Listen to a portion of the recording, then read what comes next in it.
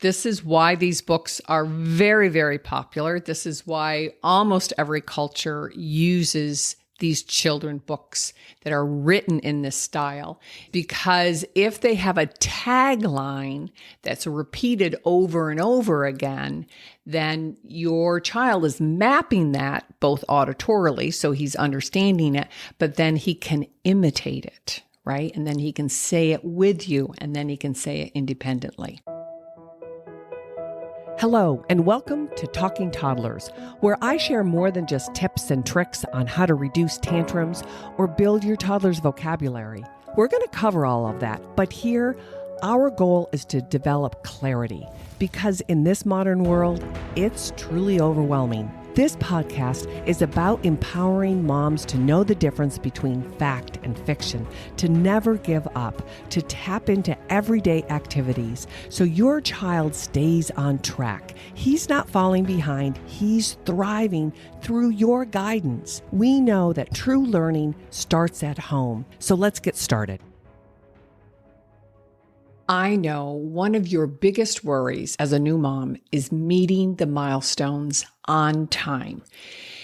It's often listed as the top 3, right behind your fear of finding your child not breathing in his bed and or choking. And I get it. All 3 are worrisome. And that's why I like to dive deep into these 10 secrets that help you support your toddler moving from single words to 2-word phrases, because that is a huge 2-year milestone. Your pediatrician is going to ask you about it. Your mom, your friends, your brother, everybody knows, oh, they have 50 words and they start using 2-word phrases by their 2nd birthday. The truth is that kids get stuck here often. And there are a lot of things that you can do at home to unstick them, to get them moving down the developmental pathway. And I know that you're uncertain of how to do it, which then quite often leads to feeling guilty and perhaps even a bit ashamed, because you're thinking to yourself, shouldn't I know how to do this stuff? No, not really, unless you went to college for 7 years and then you began practicing and continued your studies year after year for the next 30 plus years. That's exactly what I did. And this stuff comes easy for me, but I've been in it for 3.5 decades. And so, no, I don't expect the average mom or dad or grandparent out there, unless you've been in it, and you haven't. This is all new stuff to you. So that's why I'm sharing and diving deep, because I want you to understand the nuances so you don't feel ashamed or guilty or uncertain, that you really feel confident and comfortable helping your child at home each and every day. Let's do a quick review of number 1 through 6, which I did in the 2 previous episodes. Keep in mind that no matter where your little guy or your little gal is today, going through these top 10 and understanding what they are, whether they're at a handful of single words or they're using 50 words, these secrets or these steps that we use in therapy that really help move the needle will help you significantly at home. You'll have to have a little courage, to open up this Pandora box and start to investigate and study, like I've shared with you in the previous episodes. But once you figure out where your child is and what he is or isn't doing by himself, then you have the tools to support him. I did go back and make a checklist for all of you, because I thought, wow, this is a lot of information. And I even created a graph in which you can plot where they are. And so you can have a nice record system. Do it today, do it next week, or keep adding words over the next month or 2 and watch him really blossom under your leadership. So the first 6 was, number 1 was to make a word list, right? Your child needs to have at least 35 words before he can start to put words together. And record. Use it secretly, right? Turn on your audio. You don't have to do a video with him, but put it subtly at the table and record him so you can go back and analyze. I do this, you can do this. Number 2, there are 7 grammatical categories, and I listed them out on your little check sheet, which would include nouns and verbs and adjectives. We want your son or daughter to be having all of them so he can start to put concepts and thoughts together. It's purposeful communication. Number 3, he needs 2-syllable words.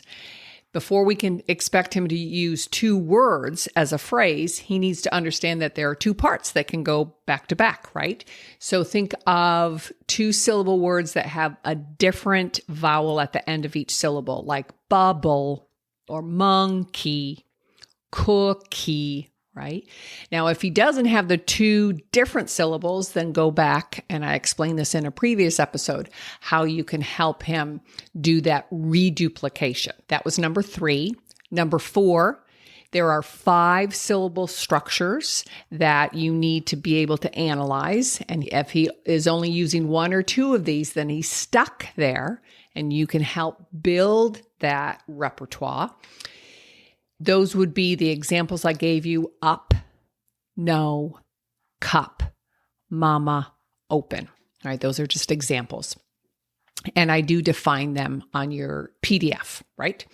Number 5, that he needs to hear 2-word phrases often throughout the day before he can imitate them. And that's your cue, Mom, to be mindful of your speech, right? Choose your words wisely. Now that you have this chart, you say, okay, what are the syllable structures? What are the grammatical categories? How can I use my playtime and my one-to-one time? Remember those little snippets when you change him, when you give him a bath, when you sit down with a meal, when you go shopping. All of these are great opportunities, things that you have to do together, so make it purposeful. Number 6, he needs to imitate 2-word phrases before he can use them on his own. And that's for typical kids, right? Sometimes they will look at a 2-word phrase that you and I look at as 2 words, but they look at it as one unit. And we'll talk a little bit more about that again. But this suggests that lots of his playtime needs to be purposeful, right? If he's stuck at one of these levels and we want to move him down the road, then we need to say, hey, how can I get him to imitate me in a playful manner? So that was number 6. So now let's talk about the last 4. And I preface all of this because there is some more nuance involved here. That's why I dive deep. But I assure you, if you take the time, it will make sense, especially if you secretly record him and then you can go back and listen. And then you use my description sheet and my record keeping page, and then you'll be able to really understand where your son or daughter sits today, knowing that I know what to do over the next 2 weeks and 4 weeks and 6 weeks. So let's start with number 7 today. Some kids do need what we call an in-between or an interim step, when they're kind of stuck with the single syllables and we want to push them or help support them into 2-word phrases. It doesn't mean that they're necessarily delayed or that they have a speech disorder. It just means that they're kind of stuck. They've plateaued. And perhaps because you don't know what you don't know, you didn't know how to nudge him along. And that's what it is, right? But with your guidance, using these strategies or secrets, then you can truly, truly make a difference. And it doesn't take long, you'll see. When kids do get stuck at the single word phrase, then it more or less is a motor planning. It doesn't necessarily mean that they have motor planning deficit. Like I said, it just means that they need more practice. He needed more practice to become a fluid walker, right? He needs more practice to climb up the little stairs so he can go down the slide. He needs more practice to learn how to put his pants on or go potty, all of those things. There's a lot going on. And so now we want to really focus on speech and language.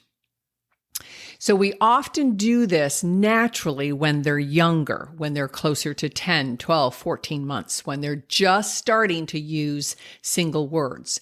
We'll zone in on something that's cute or fun. It's often used around what we call location or prepositional words, or even verbs and actions, because they're fun to play with. So say you're walking upstairs and you'll say up, up, up. You'll repeat that vowel consonant, right? That UP, up. And you want to encourage him to sing along, speak along with you, right? And then you can use some actions, like I said, because they're playful, right? Walk, walk, walk, whether you guys are walking or maybe you're playing with the little people at the farm and you have the little cow and you say, walk, walk, walk, whether he's walking into the barn or on top of the fence or whatever it is. You could even I have this very old classic fire truck and the little people go down, down, down the ladder on the back of the fire truck, right? Or any animal doing an action. Sleep, sleep, sleep, or shh, shh, shh. When you're getting ready to go to bed and he has 3, 4, 5 little stuffies that he loves and he can kiss, kiss, kiss. Or even kiss you on each cheek and a forehead. Again, you're wanting 2, 3 syllables, getting him to repeat more than 1 syllable.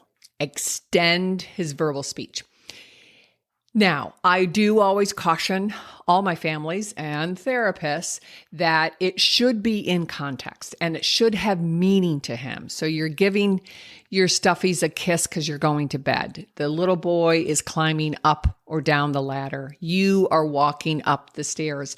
It's all in context. You're not drilling him. You're not asking him to just repeat after you because that's not engaging. That's not memorable. That's not really learning. That's just memorizing. We don't want to go there.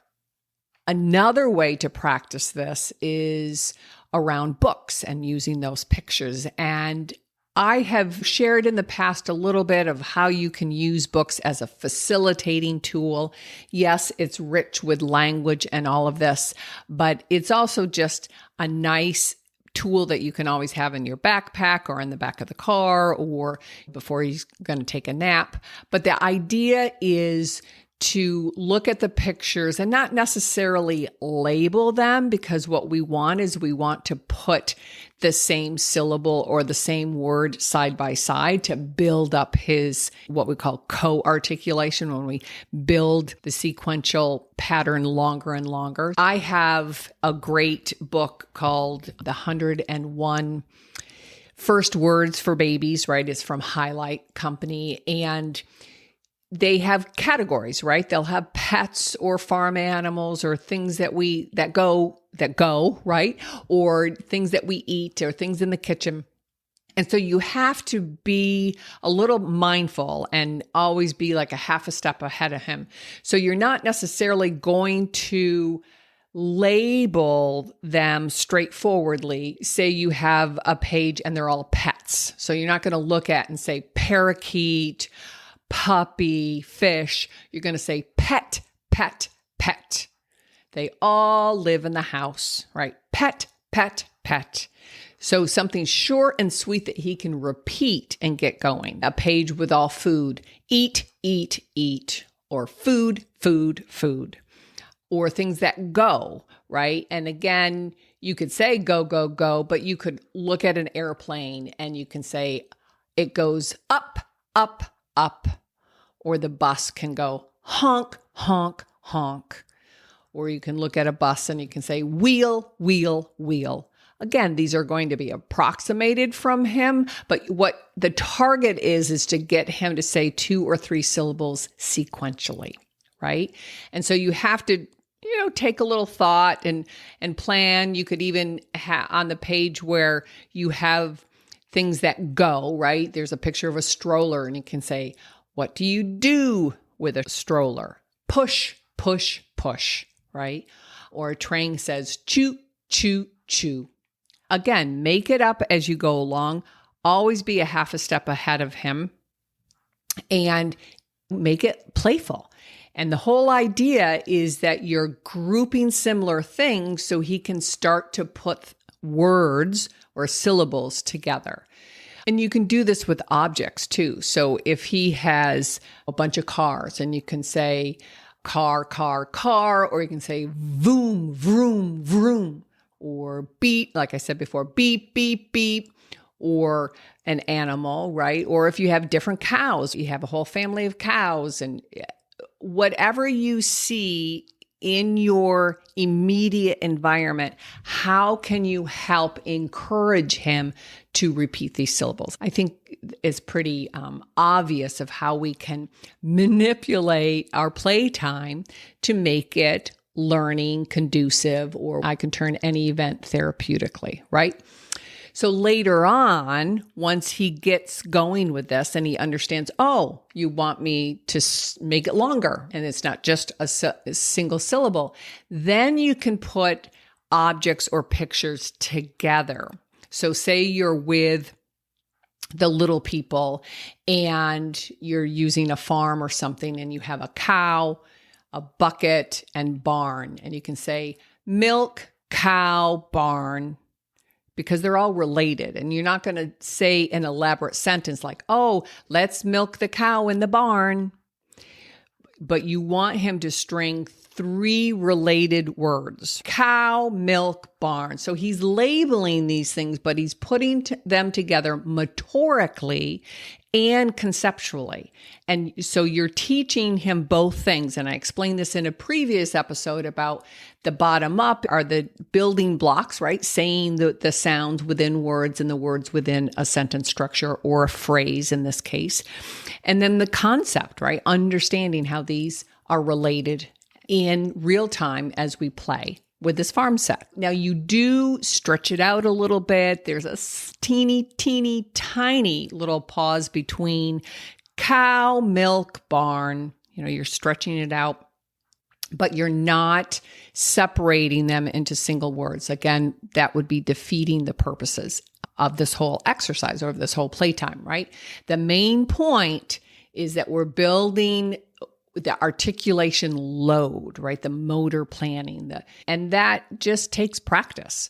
And you can do it in real time with everyday events too. Say you just are cleaning up after your lunch and you can put the dirty dishes on the counter and can say cup, cup, cup. Or you're wiping off the table and you say wipe, wipe, wipe. Again, it's in real time, in context. He's doing something. He knows what they are. It's all relatable. The key here, the main takeaway, is to start to peel back the layers and analyze where's your son or daughter today and what's the next logical step. And as I said in the description down below, you can click and get my description of each one of these 10 secrets, quote unquote, and then a record keeping method that you can visually see where am I and where am I going. So I'm always talking about neuroplasticity here on these episodes because that's where learning takes place, up in the neurological networks that we're building. Or better yet, that's how we learn, through action, through attention, through engagement.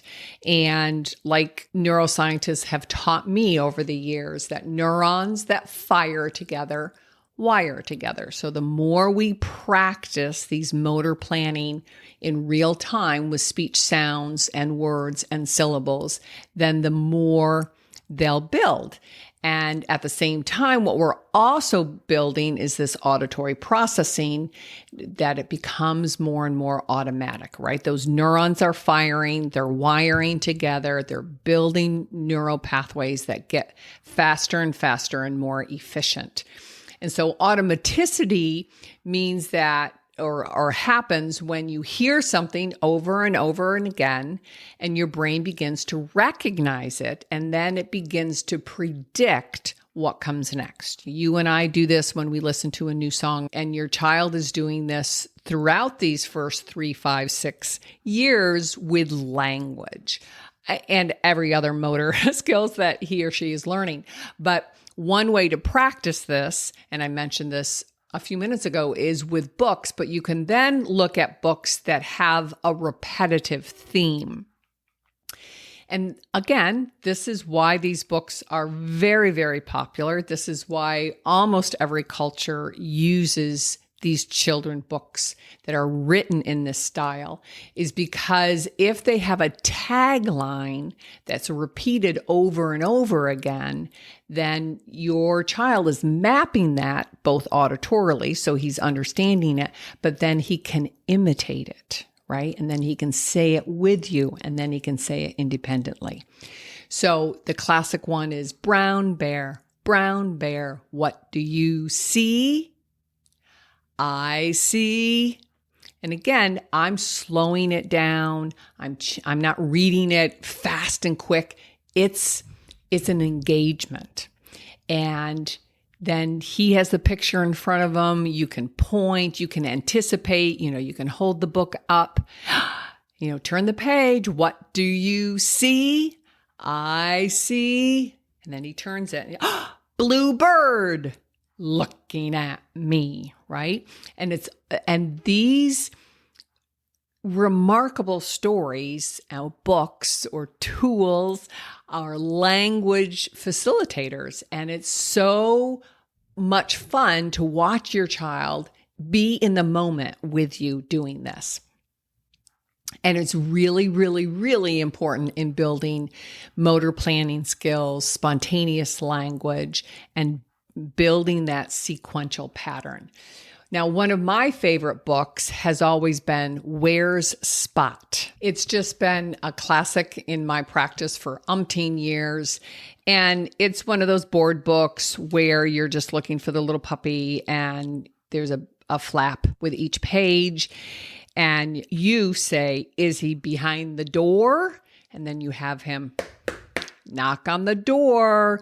Again, these are gestures. This gets building a routine. He's imitating you and say, Spot, are you there? And then he opens the flap. Is that Spot? And then he says, no, it's a bear. And you build up this routine with these very highly structured, repetitive. You get bored after a while, but you can see your child progress week after week after week as he's building his understanding, his patience. Sometimes you make him, wait a little bit longer to open up the door, and you ask him more questions.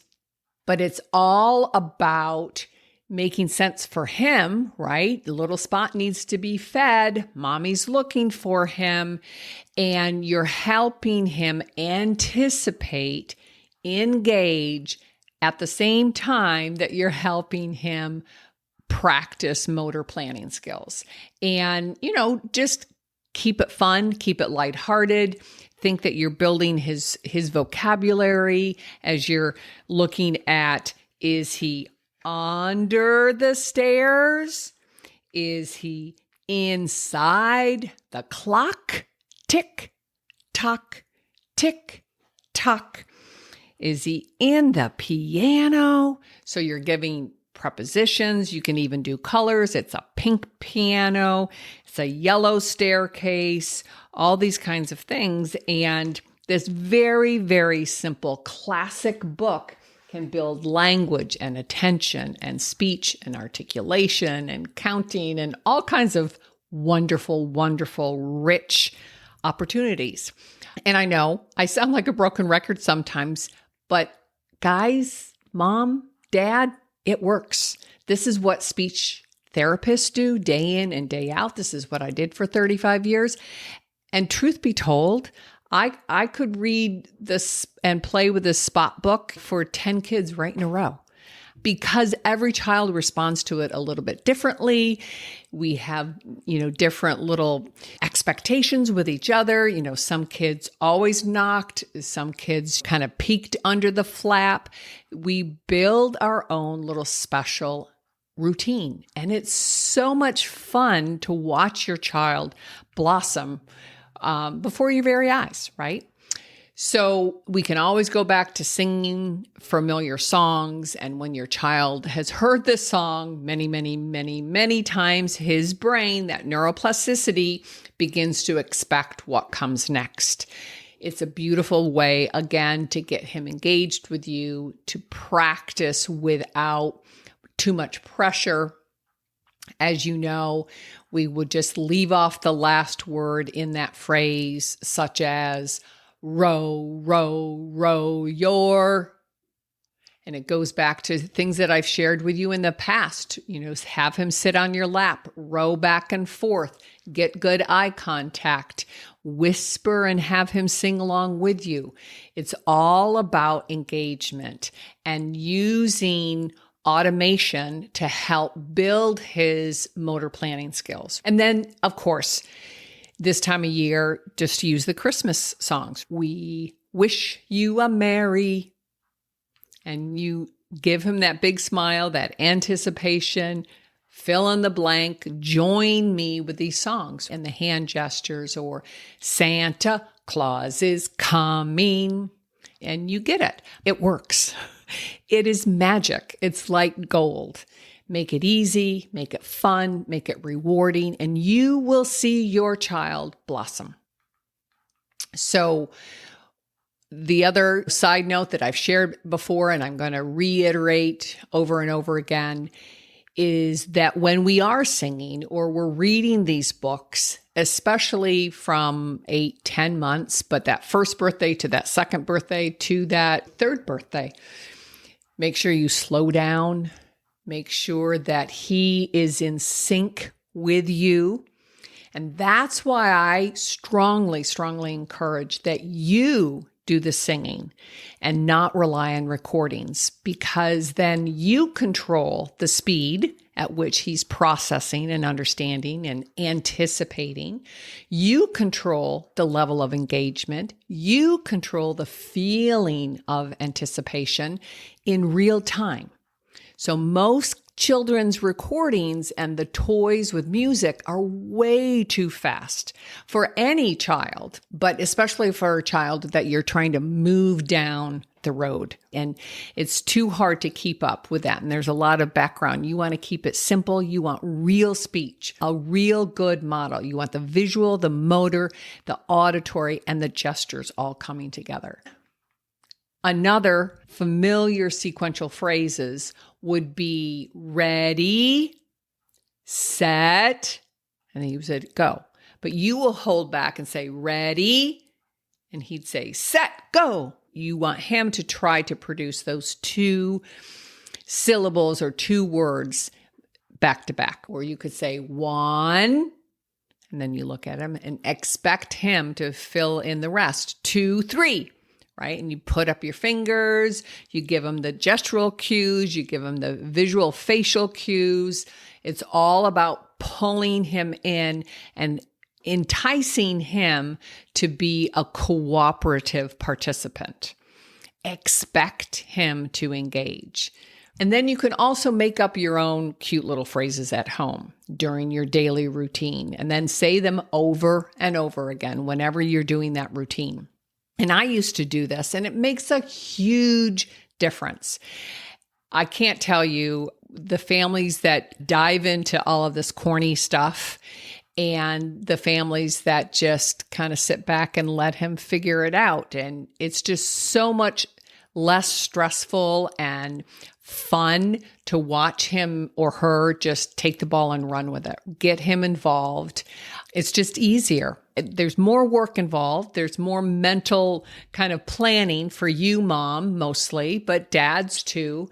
And it always reminds me, and especially as I was putting these episodes together, there's a Les Brown quote where he says, if you do what is easy, your life will be hard. But if you do what is hard, your life will be easy. And it's often shared around personal development or professional development. And we say getting an education is hard. Learning a new skill is hard. Exercising regularly is hard. Eating healthy is hard. Sleeping at the same time every day and getting your 7 or 8 hours a day is hard, right? But these are good habits. And it's hard in the beginning, but then the benefit on the other side, right? That you have that education, that you have a healthy body, you have a clear mind every morning to go to work or to be present with your family. These good habits take time to build up front. And then there's a commitment, right? And we have to plan, we have to schedule, we have to put in effort. And so I believe this message is effective with child development and parenting, right? We have to put in the work up front in these first 3, 5, 6 years. And I'm always saying, our goal is to see your 7-year-old or your 8-year-old happy and willing and embracing literacy and penmanship and playing games and sleeping well at night and being a good eater and telling funny jokes, and because that's what we're striving for. But we have to do this work up front that does take energy and emotional commitment and carving time out of your day. But if we do that, then we just reap the benefits on the other side. And I just think it's what we're supposed to do as mamas, that's our role, that we've stepped into this and let us take the full responsibility and guide him or her through this beautiful developmental process, whether it's learning to crawl and walk and run and skip and talk and eat and play and all of these things that we talk about here. So automatic speech can be carved through books and songs. And when it's in context, even through your daily routine, then it makes sense to them, right? Every time you're changing his diaper, you say the same thing: poopy, yucky, or bye-bye diaper, or you're cleaning up after lunch and you put things in the trash, napkin, or clean up. Again, building your routines that it just helps them, especially with imitation, but that choral singing, right? They start to say it with you, and that's giving support. That's part of our biology, is that we'll sing along, right? We all sound better in a chorus than when we speak or sing by ourselves, right? And there was even, for years and years and years, one of my favorite toys is Mr. Potato Head and his whole family, right? I have Mr. and Mrs. and I have baby potato heads. And whenever I was trying to put his arm in or his ear, and I would pretend that it would be difficult, and I'd say, wiggle, wiggle, wiggle. And I can't tell you how many 2 and 3-year-olds just say wiggle, wiggle, wiggle. Or when they're doing a puzzle, right? And you're trying to figure which is the top or the side or whatnot. And it's just so sweet to be able to lead them and to watch them relax into using speech and language purposely and playfully and confidently. And that's our goal, right? So be creative, be playful, be present. And that's key. And maybe that could be all of our goals for this 2024, is to be present, right? Now, I've left these last two at the end for a reason, because I typically use them as a last resort. And usually I use them with slightly older kids, with 3 or 3.5. Now, you could kind of look at it and say, wow, I need to do something. My child is reaching his 3rd birthday and I need to move that needle. But I'm just going to outline them here and you be the judge. Always go back and look at the record sheet that you've been keeping, and you decide where your child sits and then what you can do playfully to build them. So number 9 would be to try what we call holistic phrases if your toddler is really struggling with putting 2 syllables together. And I did talk about what a holistic phrase was, and it basically means that I do it, right? He thinks of that as one whole word. And so we want to kind of break it down for him. I can do it, right? But if we want to extend his verbal utterance, then we could start using those holistic phrases that he's kind of quote unquote memorized. As a rule, I don't model these very often unless I feel like I'm not getting anywhere else. But truth be told, songs and repetitive expectant books, a lot of situational made up phrasing like that wiggle, wiggle, wiggle really can move the needle. But if you feel like you want to expand and build upon that holistic phrase, then it might be a decent place to play around with. And it could also mean that we're looking at someone, your child, who has a true speech and articulation deficit, a motor planning weakness that is interfering with him being able to sequence these on his own, right? And that could be a whole nother episode. But I wanted to include these just in case you find yourself there, or perhaps you're already in therapy and your therapist is trying these. I always say, go back to number 1 and work through the first 8 steps, because that's really important, especially if you have a 2 or a 2.5 or a 3-year-old. But as I mentioned in the first episode of the series, in number 1, I think it was number 69, sometimes children with significant motor planning issues will imitate this holistic phrase. And like I said, it could become part of their core vocabulary list. And if they're just 1 or 18 months or even 24 months, you can use it as a vocabulary single word. But it would be like, I did it, or I got it, or here you go, see ya, or where'd it go? Or a lot of toddlers will say, what's that? What that? So he doesn't think of it as what is that, right? Or if he says, no way, again, these are a lot of social, it's pretty automatic. Oh man. Or the classic, give me 5, right? With kids like this, I also will try some funny novel sequence patterns, and it might be a little bit generational.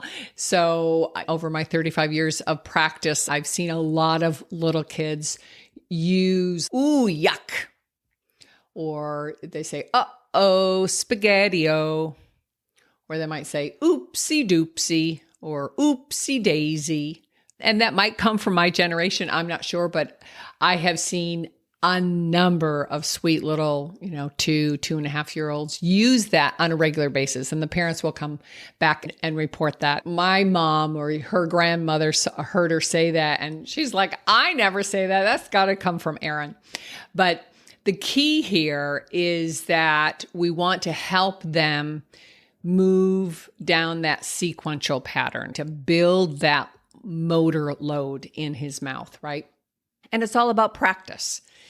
So keep in mind that these, especially these last 9 and 10, are very common with a younger child. So I'm not doing anything that is off the beaten path, right? Or off the typical benchmark. It's just for a younger speech child, right? So at 10, 12, 14 months, they will say, see you later, or I got it, or uh-oh, spaghetti-o. That's pretty common, very age appropriate. But when you have a 2.5-year-old, then it's just a younger tool to use. We try to nurture him further on down the motor planning continuum. And then the final one for this list of 10 would be number 10, to use carrier phrases. And this is also meant, as I indicated earlier, as a later tool, that we would use simple phrases with the same words at the beginning as carrying, hence the name carrier phrase, so that then your toddler would finish it and generate that single word at the end. For example, you would say things like, there's a pumpkin, or I see a brown bear. But these carrier phrase, like I like bananas. Again, I would use toys or a book or real life objects. If you're eating something and you say, oh, I like, and you point to the banana, right? And he fills it in, and hopefully he'll begin to repeat the whole phrase. I like bananas, or give me milk, whatever is happening in real time. Now, like I said earlier, I don't begin with carrier phrases, and I have found a lot of speech pathologists will mistakenly, especially if they've worked with older kids, say they were in a preschool setting, or they're in a kindergarten, public school setting, and then they'll use these carrier phrases with that 2-year-old. It's not appropriate for a 2-year-old.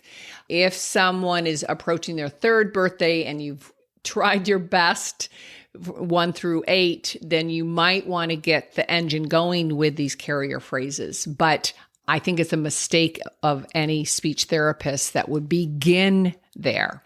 And I think it's just kind of out of lack of experience or ignorance of what the motor planning hierarchy is.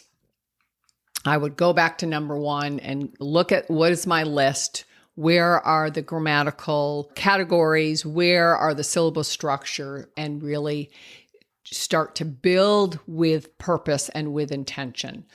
And the reason is these carrier phrases don't have a lot of meat to them. They don't have a lot of meaning, and it's really kind of used as a robotic or something that is not really purposeful, right? And so you have to just be really mindful. But I wanted to throw it in there because it is a tool, especially teachers will use this, or babysitters or a preschool teacher, thinking that, oh, he's starting to talk in phrases like, I want apple, I want book, I want shoes. And no, he's just using it as a rote memorized phrase, right? That doesn't really carry a lot of meat or intention. It's not communicative. And we can talk about that in another episode of how creating some of these habits are not necessarily good linguistic acquisition, for lack of a better word. It's not natural, right? And that's what we're striving for your 2 and your 3 and your 4-year-old to be natural and fluid and comfortable, and to have that ebb and flow of language knowledge, both expressively, how he or she speaks to you and to the family members, and then how well he's able to process it in real time, taking in language and that give and take, right? So I do, as I said, I have that checklist down in the description that you can click and get a copy. And I would love your feedback to let me know if it's helpful. I know that delayed milestones, or hitting those milestone markers, are a big worry to you, that it's always popping up on mom's top 10 issues that keeps her up at night. And I want you to take advantage of this checklist and take advantage of all of this information that I've shared with you, because, like I said, even if you're really, really concerned and you're thinking about picking up that phone, or you've already on a waiting list, or you have an evaluation scheduled, you want to do something now. You don't want to sit back. And I'm sharing these tools with you that you can really start to implement. And don't be afraid. And you're not going to do anything wrong or bad.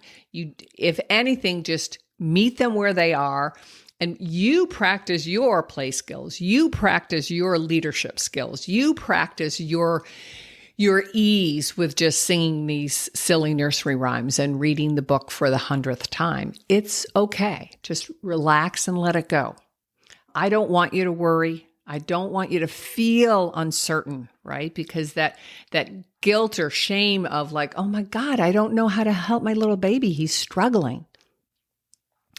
As I mentioned in the last episode, you can put your name on the wait list that you can join my free Facebook group, and we can start talking about these things and we can peel back the layers together, right?